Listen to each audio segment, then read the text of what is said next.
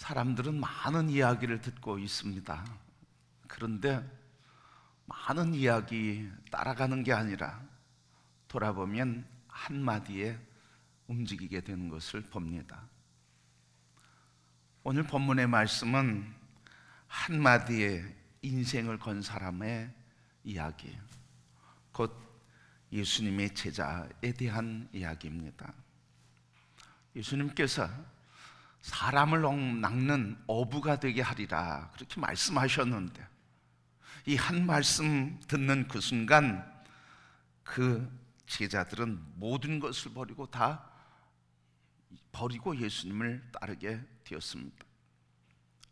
사람 낚는 어부가 된다고 하는 것이 무엇이기에 모든 생업을 버리고 또 부모와 자녀와 가정을 떠나서 자기의 모든 인생을 걸고 예수님을 따르게 되었을까요?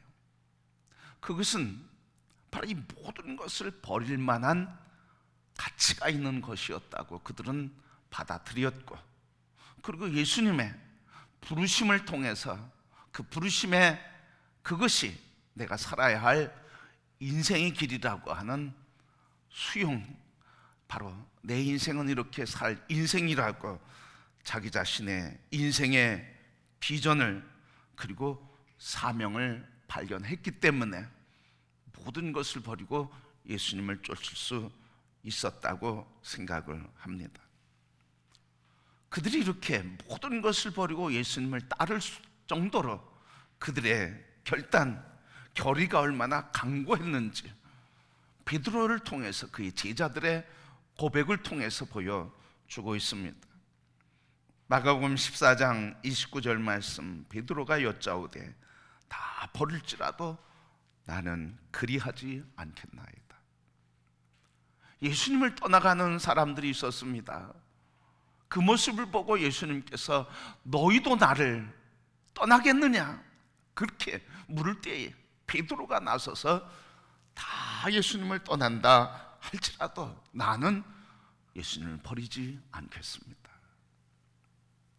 그것만이 아니라 마가복음 14장 31절 말씀, 베드로가 힘있게 말하되 내가 주와 함께 죽을지언정 주를 부인하지 않겠나이다 하고 모든 제자도 이와 같이 말하니라. 다 떠나도 나는 예수님을 버리지 않을 것입니다, 그리하지 않겠습니다고 이야기할 때 예수님께서 아니다, 너희들이 나를 다 버릴 것이다. 그때 제자들이 한결같이 우리가 주님과 함께 죽고 주님과 함께 있을 것이고 부인하지 않겠습니다. 제자와 베드로와 제자들이 다 그렇게 고백했습니다. 성도 여러분, 바로 이렇게 한마디, 모든 족속을 제자 삼게 될 것이라, 사람을 낚는 어부되게 할 것이라고 하는 이 한마디에 그들은 예수님과 함께 목숨을 바쳐서 예수님과 함께 죽고 예수님과 함께 끝까지 가겠다고, 결코 배반하고 버리지 않겠다고 하는 결의와 결기를 갖고 살아갔습니다. 그런데 오늘 본문의 말씀 보면 이런 결기를 가진 제자들에게, 그리고 이 결의를 한 제자들이 들었어야 할 말은 무엇입니까? 오늘 본문 말씀 보니까 이 고백을 하는 제자들에게 예수님께서 하신 말씀은 이르시되 26절 어찌하여 무서워하느냐 믿음이 작은 자들아. 예수님이 부르심에 다 버리고 주님을 따랐습니다. 죽는 데까지 가겠다고 했습니다. 사람을 낚는 어부가 되는 것이 이렇게 중요한 사명이고 소명이었기에 이들은 이 일을 위해서 예수님과 함께 끝까지 가겠다고 했습니다. 오늘 이 말씀을 읽으면서 이런 생각을 해보게 되었습니다.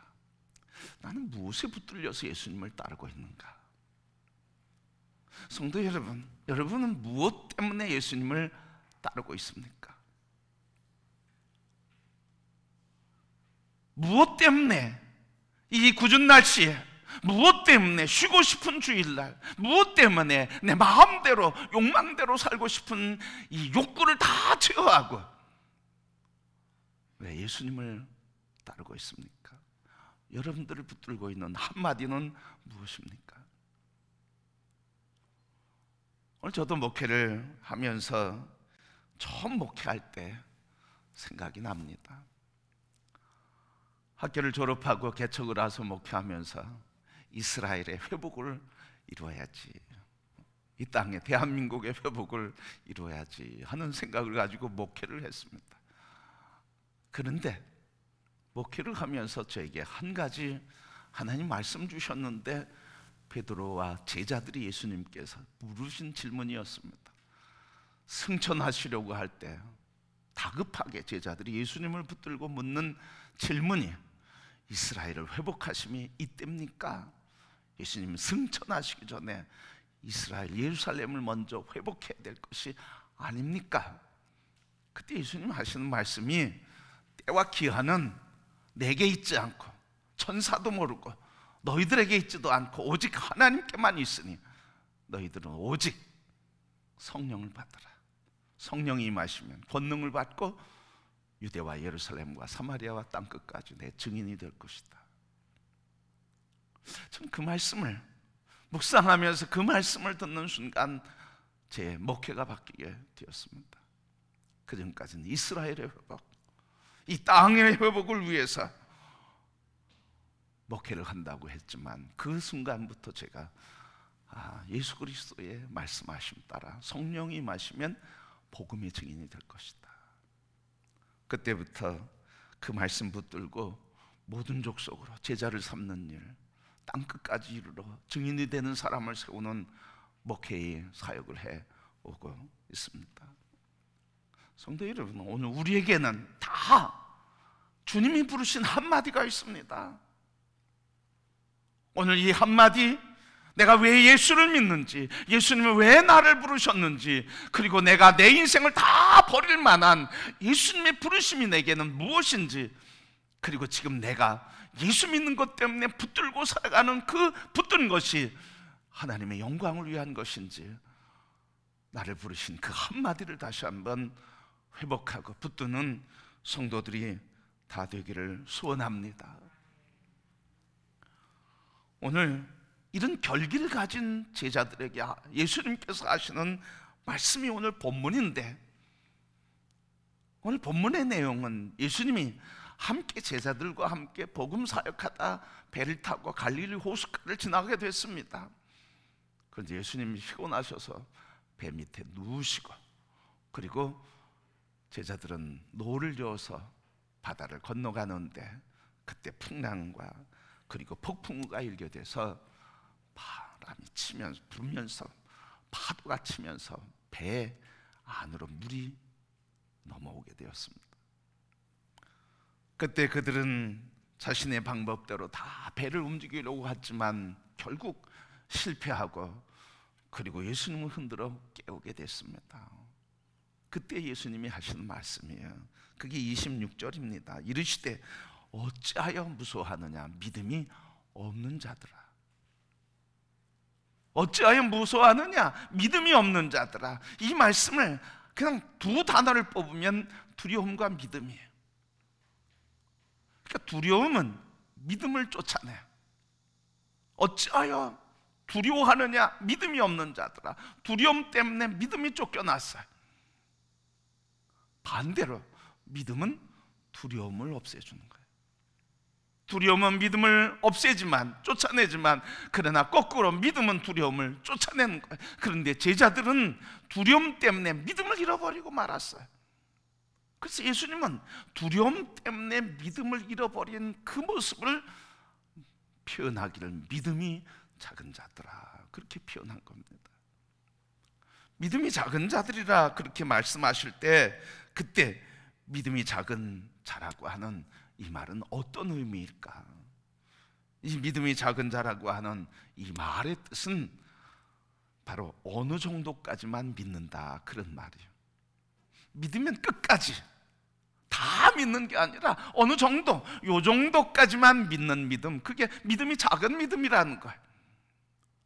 다시 얘기하면 예수님의 제자들은 상황에 좌우되는 믿음이었어요. 잔잔할 때는 그리고 치료가 일어날 때는, 죽은 자가 살아날 때는, 이적이 일어날 때는 예수님을 칭찬하고 칭호하고 하나님을 경배하고 믿었습니다. 그런데 그들은 비바람에 치고 파도가 치면서 배가 침몰하게 될 때는 그들은 믿지 못했어요. 상황에 의존한 믿음, 이게 바로 적은 믿음이에요. 믿음이 작은 자라고 하는 뜻은 상황에 의존한 신앙의 상태, 그걸 말하고 있는 거예요. 믿음의 주에 온전케 하시는 예수 그리스도를 바라보지 않고 통치와 권세와 능력과 창조자이신 만군의 하나님을 바라보지 않고 상황을 바라보고, 그 상황을 바라보는 자기가 믿음의 주인 것처럼 상황에 의지해서 살아가는 사람, 상황에 따라서 믿었다 안 믿었다 하는 사람, 그래서 상황 의존적인 미숙한 신앙의 형태를 바로 믿음이 적은 자라, 그렇게 이야기하는 겁니다. 여러분, 바로 하나님에 대한 전적인 신뢰가 없는 거죠. 오늘 우리는 어떻습니까? 감당할 수 있을 때는 괜찮은데 감당할 수 없을 문제를 만날 때, 그때는 우리 어떻게 얘기합니까? 오늘 믿음이 적다고 하는 것은 상황에 따라서 믿고 상황에 따라서 믿지 않고, 어느 정도는 믿고 그 정도를 넘어서면 믿지 않는 것, 그게 바로 적은 믿음의 사람, 믿음이 적은 자의 모습입니다. 그런데 이 믿음은 언제 드러날까요, 여러분? 이 믿음은 언제 실체가 드러나냐면 바다에 큰 놀이 일어날 때, 그리고 그 놀이 내가 있는 배에 침투해 들어올 때, 그리고 돕는 자이신 도울 사람이 나를 돕지 않고 있을 때 절망하게 되는 거예요. 그게 오늘 24절 말씀입니다. 오늘 24절 말씀 보니까 저들의 믿음이 작다고 하는 것이 아주 분명하게 드러나는 말씀이 24절 말씀이에요. 24절이 어떤 말씀이기에 저들의 믿음 없음을 드러냈을까요? 오늘 24절 말씀 보니까 바다에 큰 놀이 일어나 그랬습니다. 큰 놀이, 큰 파도가 치면서 배가 요동치고 이제 그리고 물에 잠길 위험에 처해 있다, 그런 말이죠. 여러분, 이렇게 큰 놀이 일어나서 배가 지금 출렁출렁거리면서 파도에 휩쓸리면서 배가 빠져가려고 하는 모습 볼 때 우리는 겁이 나요. 그런데 여러분, 다 겁을 내는 건 아니라는 거예요. 어떤 사람은 이렇게 파도가 치고 파도 치는 배의 모습을 보면서 구경하러 가는 사람이 있어요. 그러니까 여러분, 파도가 친다고, 큰 놀이 일어난다고 다 두려움이 생기는 건 아니에요. 어떤 사람은 그게 보는 즐거운 볼거리가 되기도 한다는 말이죠. 그러면 이 큰 놀이 언제 두려움이 되나요? 오늘 말씀 24절 말씀 보니까 두 번째 있는데 그게 배가 물결에 덮이게 되매 그랬어요. 이 배에는 누가 있습니까? 제자들이 있습니다. 본인들이 있습니다. 바로 큰 놀이 일어났는데 그 놀이 자기 배에 침해서 자기 배를 치고 그 배에 물이 들어올 때 두려움이 생기는 거예요. 여러분, 우크라이나와 러시아가 전쟁을 합니다. 그런데 그 전쟁을 한다고 우리가 두려워하지 않아요. 근데 언제 두려워합니까? 언제 걱정을 합니까? 러시아가 가스 수출을 중단시켰어요. 또 수입을 막게 됐어요. 그러니까 가스 문제로 인해서 어려움 당하니까 생활에 직접 와닿고, 그리고 기름값이 오르게 되니까 직접 생명 피부에 와닿고, 그러니까 전쟁이 일어나는구나 실체를 느끼게 되는 거죠. 그러니까 아무리 큰 파도라도 나와 관계없는 일이라면 두려움이 아니라는 거죠. 그런데 오늘 이 제자들은 큰 물결이 바로 자기 배에 침투해 오는 것을 경험하게 된 거예요. 그런데 더 심각한 건 뭐냐면 지금까지는 이 제자들은 자기 자신들이 이 배를 움직일 수 있었어요. 평생 배를 움직이는 사람들이었습니다. 바다는 자기의 생활터전이었습니다. 오히려 육지보다 바다가 더 편한 사람들이었습니다. 풍랑이 일면 어떻게 해야 되는지 아는 사람들이었습니다. 그런데 자기들이 아는 방식과 상식과 경험대로 배를 안정시키고 목적지에 보내려고 했지만 결국 실패하고 만 겁니다. 그러니까 이 제자들은 자기의 경험, 의지하고 있던, 자기를 믿었던 자기의 경험과 능력이 무너지는 순간, 자기 확신이 깨어지는 순간 두려움에 빠지게 되고 믿음이 없어지게 된 거예요. 더 세 번째, 그들이 두려움과 믿음이 없는 모습은 예수님께서 임마누엘이신데, 그분이 함께 하시는 분이고 도우시는 분이고 살리시는 분인데, 그분이 자기를 도울 줄 알았는데 지금 자고 있는 거예요. 그러니까 예수님을 바라보면서도 예수님이 우리를 구원하지 않는구나, 예수님이 우리를 돕지 않는구나 하면서 절망에 빠지게 된 겁니다. 성도 여러분, 바로 오늘 우리 이 말씀을 통해서 우리에게 주는 것은 무엇입니까? 믿음이 없는 곳에는 두려움이 있다 하는 말씀입니다. 그런데 오늘 예수님은 정말 이 큰 물결이 일어나고 있는 것을 모르셨을까? 그 물결 때문에 파도가 치고, 그래서 배 안으로 물이 들어오고, 그래서 물에 튀면서 예수님도 옷가에 물이 젖었고 바닷물에 젖었을 텐데 너무 피곤해서 그걸 모르고 주무셨을까? 제자들은 지금 아우성 치면서 배를 잔잔케 하고 항해를 안전케 하기 위해서 돛을 내려라, 닷을 어떻게 하라, 키를 어떻게 하라고 서로 아우성 치면서 소리치는 그 소리를 예수님 못 들으셨을까? 상식적으로 못 드실 수 없어요. 아무리 피곤해도 그렇게 배가 일렁거리고 요동치면서, 그리고 물결이 배 안으로 쳐들어오는데 예수님이 주무셨을 리 없어요. 그런데 왜 예수님은 살려달라고 아우성치는 그들에게 침묵하고 가만히 계셨을까 하는 거예요. 예수님께서 제자들이 예수님을 흔들어 깨우기 전까지 왜 가만히 계셨을까 하는 거예요. 거긴 분명한 이유가 있습니다. 그것은 바로 예수님께서 가만히 그 상황을 보고 계셨던 것은, 나는 너희들의 믿음을 보기 원한다. 누가복음 18장 6절부터 8절 말씀, 주께서 또 이르시되 불의한 재판장이 말한 것을 들으라. 하물며 하나님께서 그 밤낮 부르짖는 택하신 자들의 원한을 풀어주지 아니하시겠느냐? 그들에게 오래 참으시겠느냐?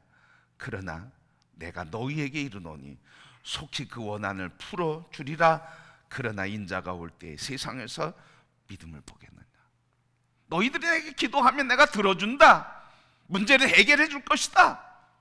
그런데 내가 마지막까지 너희에게 믿음을 보겠느냐? 예수님은 뭘 보기를 원하시는 거예요? 믿음을 보기를 원하시는 거예요. 왜 믿음을 보기 원하십니까? 하나님께서는 이 땅을 창조하시고 인간을 지으시면서 목적하신 바가 있어요.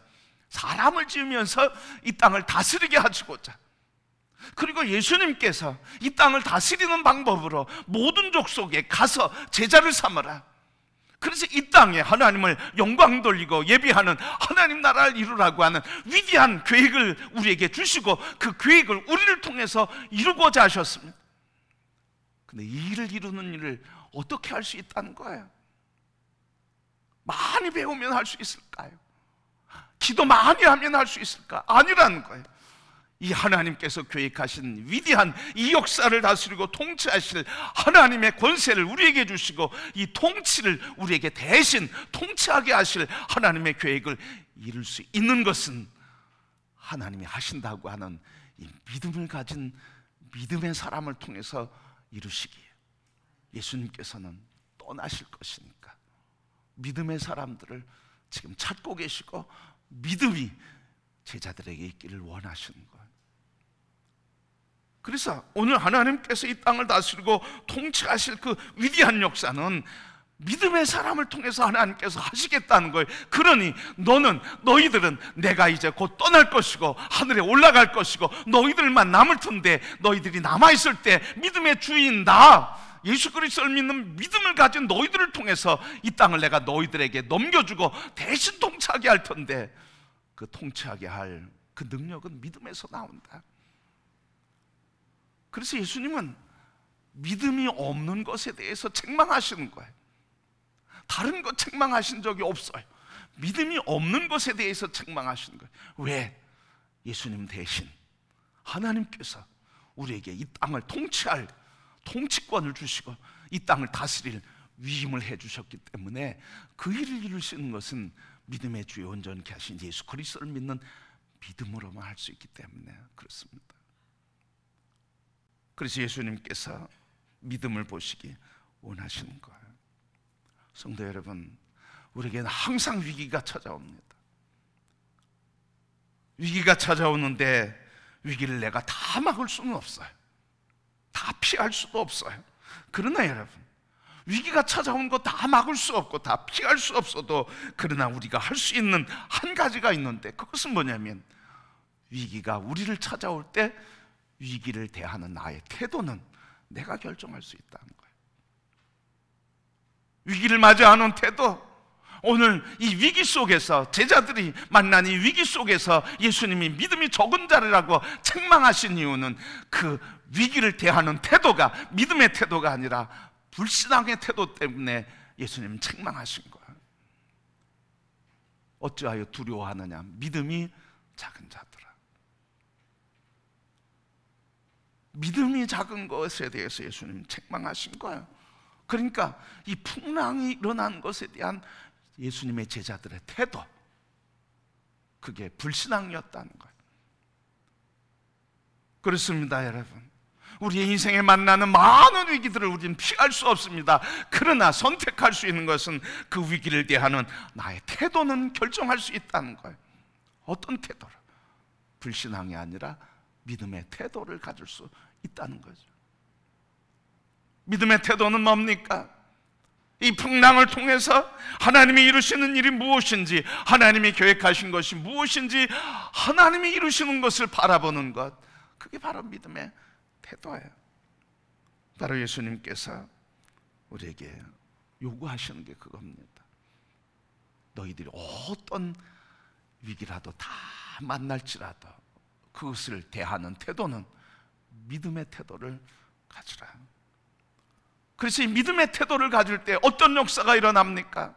골리앗이 다윗 앞에 있을 때도, 모든 사람이 떨고 두려워할 때도 이 다윗은 너는 창과 검을 가지고 나오지만 나는 네가 조롱하는 만군의 하나님 여호와의 이름으로 나간다고 믿음으로, 하나님을 믿는 믿음으로 담대하게 나갈 때 하나님께서 골리앗을 이기게 하신 겁니다.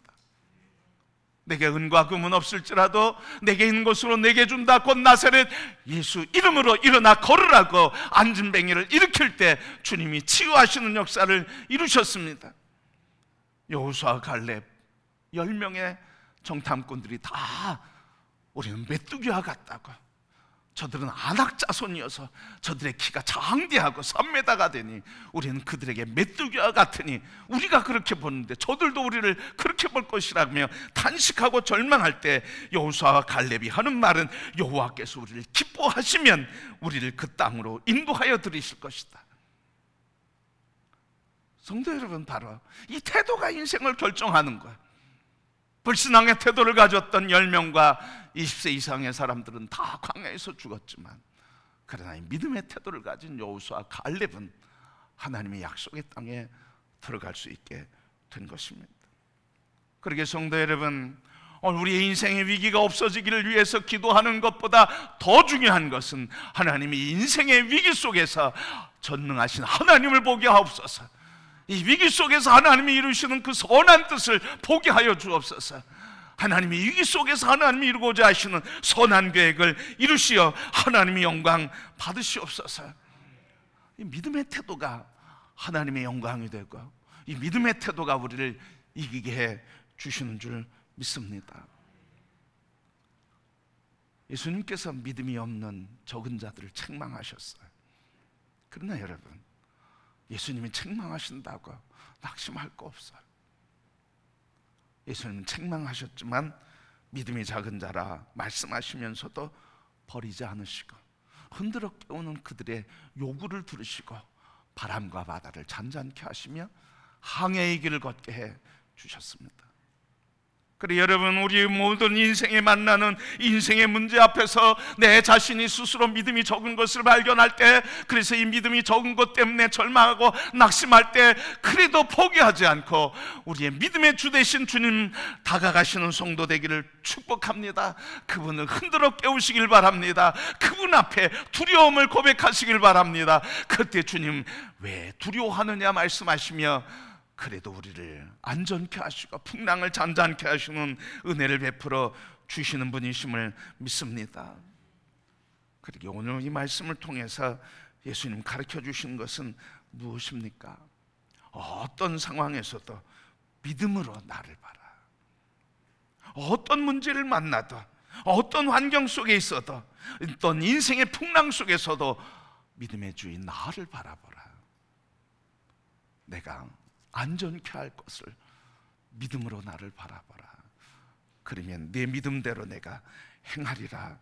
믿음의 주에 온전케 하신 예수 그리스도를 바라보라고 말씀하고 있습니다. 오늘 우리 인생에 더위와 또 폭염과 폭우와 바이러스와 또 인생의 자연의 재앙과 인생의 항해에 만나는 모든 문제 속에서도 오늘 우리 말씀을 통해서 주시는 주님의 가르침, 왜 두려워하느냐? 나를 바라보라. 믿음의 주에 온전케 하시는 예수 그리스도를 바라보고 또 모든 일들을, 그 사건을 바라보지 않고 그 사건을 넘어서 통치하시는 주님의 손길을 바라봄으로 하나님 주신 평안과 안정, 승리와 하나님의 영광을 보며 걸어가는 성도, 우리 금호교회 모든 성도들이 되기를 주님의 이름으로 축복합니다.